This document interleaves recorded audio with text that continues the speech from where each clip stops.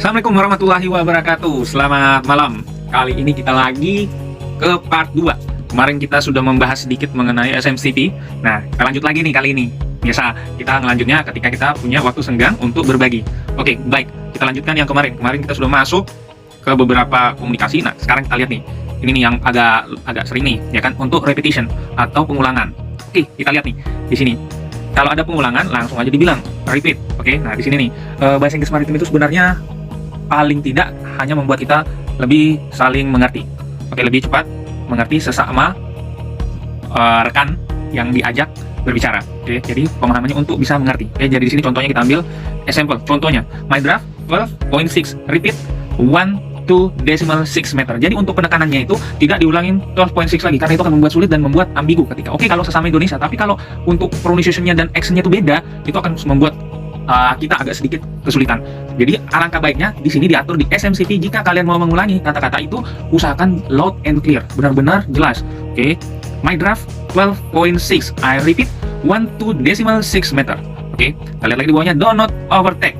Repeat, do not overtake. Oke, jelas banget tuh. Mau mereka dari American, Australian, Filipina, India, dan lain sebagainya, pasti insya Allah kalian akan bisa mendengar.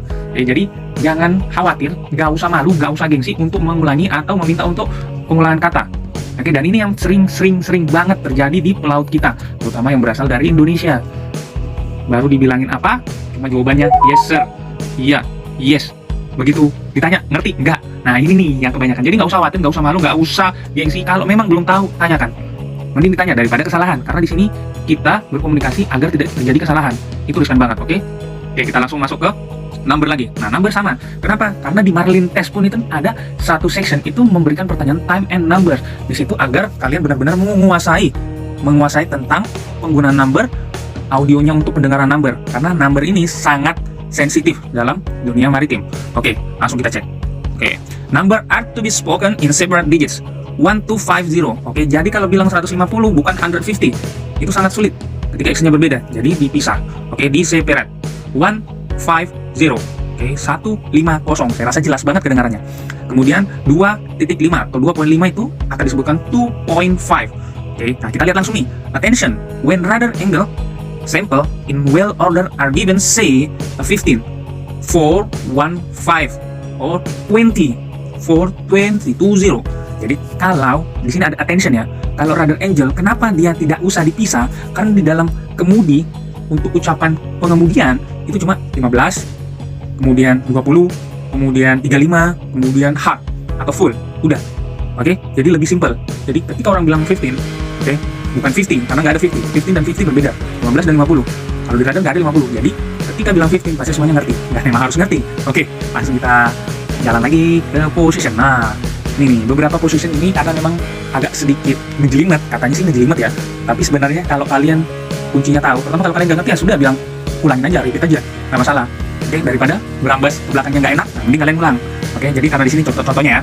Di sini warning diberikan informasi ada posisi bangkai kapal tuh di posisi 15 derajat 34 menit ini ya, 15 derajat 34 menit utara, 61 derajat 29 menit di barat. Oke, jadi gini, kalau misalnya dia sebutkan warning dangerous wreck in position 15 degrees 34 minutes north, 61 degrees 29 minutes west.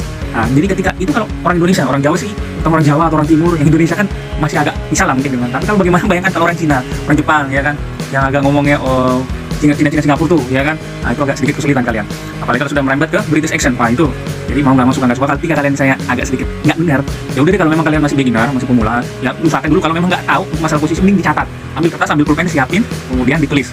Jauh lebih enak dibanding kalian, kecuali kalau kalian naik dari beginner intermediate, udah naik level, atau upper intermediate atau profesional, udah nggak usah catat, tapi udah langsung, begitu kalian dibilang saya mau ke pasar, berarti udah langsung terekam di otaknya, ya mau ke pasar, nih catat nomor telepon saya. Apalagi kalau misalnya lawan jenis yang bilang, ini nomor telepon saya mas, nih bang nomor telepon saya berapa nih, 08, langsung nggak perlu catat, langsung ingat. Nah ini nih contohnya. Jadi ketika kalian masih beginner, saya sarankan dicatat, pakai ambil alat tulis, kemudian kertas, kemudian dicatat. Oke? Jadi di sini akan dipisah. Karena position 15 degrees 34 atau 34 minutes north. Oke. Kemudian 61 degrees 29 atau 29 minutes west. I repeat, pasti akan diulang. I repeat. Biasanya kalau kita memberikan informasi itu tidak mesti sekali, apalagi untuk beberapa kata yang agak panjang dan berangka. Ini harus benar-benar clear. Oke. Jadi ketika ada yang minta, misalnya ada beberapa kapal yang saya minta lokasinya lagi dong, diulangi lagi. Oke. Jadi semua dengar. Oke, kita lanjut lagi. sama position bearing. Oke. Nah, bearing juga sama. Oke. Di sini bearing ini, karena bearing itu baringan itu sampai 360 derajat aja ya, 360 derajat ya kan. Jadi di sini pilot board bearing 215, bukan 215 ya, tapi 215 degrees from you. Oke, from you. Oke, nah, markinya adalah dari kamu. Oke, nah berarti vessel yang report position should always quote their bearing from the mark as described in paragraph 11.2 di atasnya. Oke, nih baca your position bearing 137 degrees from Bar Head Lighthouse, distance-nya 2.4 nautical mile. Oke, nah begini bearing. Course, oke, course juga oke, distance saya rasa nggak begitu ya, karena kita tahu speed juga. Oke, time, geographical. Nah, ambiguous word. Nah ini nih, ambigu nih ya kan. Some word in English have meaning depending on the context in which they appear. Misunderstanding frequently occur, especially in VTS communication, and have produced accidents. Such words are the conditionals may, might, should, and could. Nah di sini nih, ini perbedaannya ya. Oke, kapan sih may, might, make, should, dan could. Oke, di sini kita lihat nih. Do not say, may I enter fairway? Nah, katakan question. Is it permit to enter fairway? Ini bukan mau ya. Boleh nggak? Bukan pertanyaan. Tapi kita harus bilang question. Is it permit to enter fairway? Ingat sekali lagi, ini hanya landasan berdasarkan SNCB. Walaupun terkadang di lapangan itu agak berbeda. Nah, tapi nggak usah khawatir. Ketika kalian tahu basicnya, insya Allah ketika kalian di lapangan, kalian juga tahu maksudnya. Tahu mana yang benar, mana yang enggak, mana yang ribet, mana yang lebih efisien. Nah, itu. Oke, jadi ketika kita mau masuk fairway, biasanya kita panggil dan kemudian kita minta permisi. Oke, kita jarang-jarang nih saya dapatkan kalau mereka nanya question, nggak mau dipanggil VTS, kemudian dia akan minta permisi untuk memasuki fairway. Oke, kemudian lagi do not say I might enter fairway. Say intention itu perhatian. Intention saya akan masuk nih ya kan, ke dalam fairway. Nah, kalau should ini jangan mengatakan you should anchor in anchors B3. Oke, tapi kita memang harus bilang advice aja nih. Atau misalnya di bawahnya could, you could be running into danger. Bukan, ya, warning. Jadi di dalam kerja kita, di dalam lingkungan maritim, tidak ngejelimet, tidak membuat itu semakin ribet ya. Cuman dibuat lebih mudah. Itu advice, itu warning, itu answer, atau itu question. Jadi seperti itu, nggak ada agak sedikit terlalu banyak, terlalu panjang, itu nggak ada kalau di kita pendek, jelas banget. Jadi itu oke. Nah, mungkin kita akan lanjut lagi nanti. Mungkin untuk hari ini cukup, nanti kita lanjut lagi di part lainnya. Oke, terima kasih. Bagi rekan-rekan, kita ulangi lagi.